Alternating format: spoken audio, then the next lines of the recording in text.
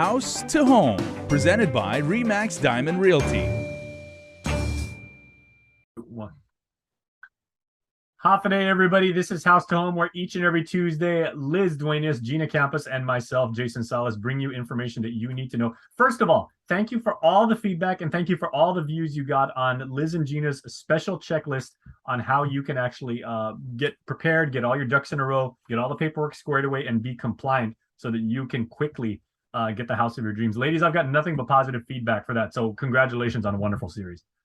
That's great. And it wasn't, Jace, it wasn't ducks in a row. It was blocks in a row. Very nice. Get all your hollow blocks all arranged like properly. And as Liz actually said, make sure you fill the hollow blocks with actual cement and not, torn up paper. Exactly. If you have no idea what we're talking about, go on our YouTube channel. There's a special playlist just for that series. It's wonderful. Trust me, you're going to want to enjoy it. We are talking today, though, about a topic that is no laughing matter whatsoever. It is the recession. Ladies, I would like to talk to you about matters of economics, if we can, and how that affects the local real estate market. From your vantage point, both of you, are we approaching a recession, as many people think, on a macroeconomic level, or as far as the real estate market, are we in one already? I've got to comment that, my son Josh, he's a real estate agent in Las Vegas, and I was just talking to him the other day, and he said the market in the States has shifted.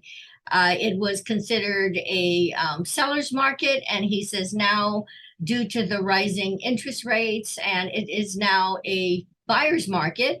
But on top of it, he said that buyers are canceling their transactions. And part of the reason is with the interest rates going up, and financial analyst was saying that the interest rates went up rather quickly in 4 months in comparison to previous historical data. And as a result, the expectation of a recession is happening. And they were saying that buyers are canceling their transactions because their buying power has been reduced, and they're focusing on they're waiting right now to see what's going to happen. And even investors have shifted, and they're purchasing other properties for investment versus single family homes. Now on Guam, we know that the buying power definitely has reduced. Some transactions have canceled out. People who were qualified are no longer qualified to buy at a particular budget. And we're still limited in our inventory. Construction costs continue to go up. And I know Gina and I have seen different changes in our market. The only saving grace for Guam is that it may not hit us as hard as it is stateside, simply because, the Marines are coming in. It is taking a while. We do have contractors and investors coming in. The Army is also setting up shop here, along with the buildup with the Air Force and Navy. So because we're in a different situation, I think our market, we're going to stay afloat because of the changes in Guam's market. So that's going to help us, but it still doesn't help rising costs. Right, Gina?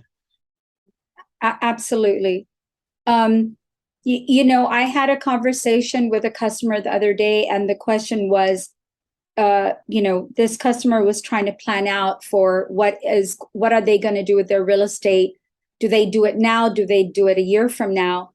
And so the question was, what are you predicting is going to happen with interest rates, or even, continued development here on Guam?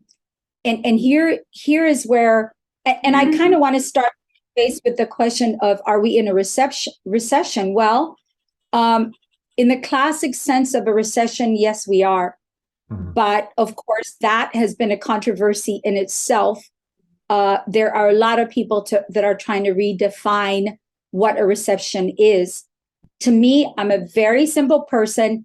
If I'm not better off this year than I was last year, I don't care what's going on around me. I'm in a recession. That's my definition. That is my simple person, version of, am I in a recession? I'm absolutely in a recession if what's going on around me and with the people, my family and my friends, if they're not better off this year than they were last year, I'm in a recession. I don't care what your definition is. So yeah, we are in a recession for most people that I speak to. You know what, that worked for me too. I think that's a beautiful statement. Yeah. And that goes for, that boils down to leadership, right? Just because we're in a recession as a company, we, Liz and myself and our husbands who are partners in the company, we have to make decisions based on what's going on around us in order to protect the people that we work with, in order to protect ourselves, in order to make sure our business can survive this recession, whatever the definition is. Mm-hmm. We have to put processes in place. We have to put budget cuts in place that will make sure that we can survive it. And so the conversation that I had with my customer was, what can I expect? And I found myself saying, listen, it's hard for me to give you, to tell you what to expect, because as far as I'm concerned, and as a business person, this is the thing that I can tell you. We don't know what to expect. We had the same issue when, in a previous administration, I'm talking about the federal government, previously before, our Republican president, we didn't know what to expect. So every time people would come to invest in Guam and they would say, well, what can we expect? Well, you can expect that we don't know what to expect. So plan for that. Mm-hmm. And now here locally, so when she asked me, I said, to be honest with you, I don't know what to expect, because what happens in the federal level does affect us. And what happens in our next election is going to affect us. Because if you cannot predict what you can count on, then how do you plan for your business, for your future, for your livelihood? How do you plan? And so, that's the problem that we're all faced with if we are talking about, are we in a recession? And if I may, I guess in terms of, having the operational mindset of being able to weather the storm, because Liz was just mentioning like the U.S. Marines, and the Marines actually have a very good and I find poignant phrase here, as they say, like, if you stay ready, you don't have to get ready. Mm-hmm. You have to prepare. And I guess that speaks a lot about homeowners and home buyers as well, right, Liz? Well, yeah, and even as a homeowner, and let's say you have rental properties, the old saying is save for a rainy day. And usually if you're an investor and you have a number of rental properties, you usually put cash aside from your rental income to accommodate your repairs and to accommodate any drop in business, so that you can survive it. You can survive the storm.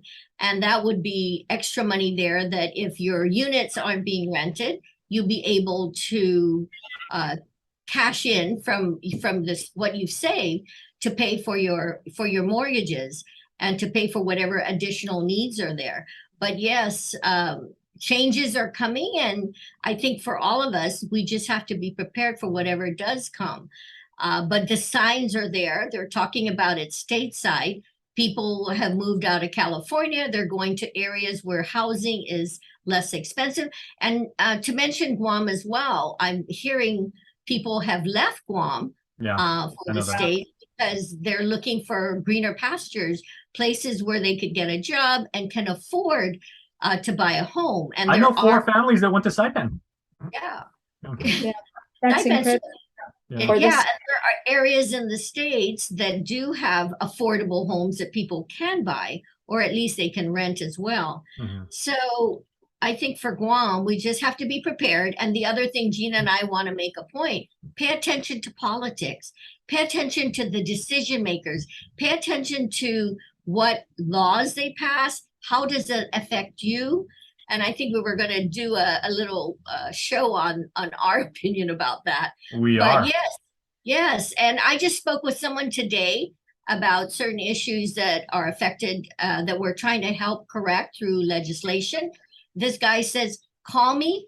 I know people too. I said, well, yes, we will call you. You're going to have to stand up and protect our rights as well, our property rights for our island. So there's so many things that are happening. You have to stay vigilant and alert. Okay, now, Gina, I do want to say something, or maybe just like tap your expertise, because even though you gave us a wonderful and simplified definition of what a recession might be in your mind, right? I know that academically, recessions tend to last around a year and a half, give or take like a couple months on either side. Does the real estate market, if we are indeed, like, the economy is contracting, should we actually, can we forecast that things might go back to normal or be like in a little bit more favorable position than we are now, usually maybe within 18 months? Does that sound fair? Well, so Or again, we can't tell. define normal, because okay, what I think is going to continue to happen, the thing that Liz brought up, is the Marines are coming no matter what, and the military growth on island is not just with the Marines. We always talk about the Marines, but it isn't just the Marines. And I think what we need, well, for me as a realtor, I have been, and Liz, we have been really trying to talk to the government, talk to the officials, talk to the people that we elected, and explain to them, having the military come to Guam is not a bad thing. It is the reason that even though in the States and they're going through the recession and real estate is dropping, the question is, well, is it dropping here? No, it is not dropping.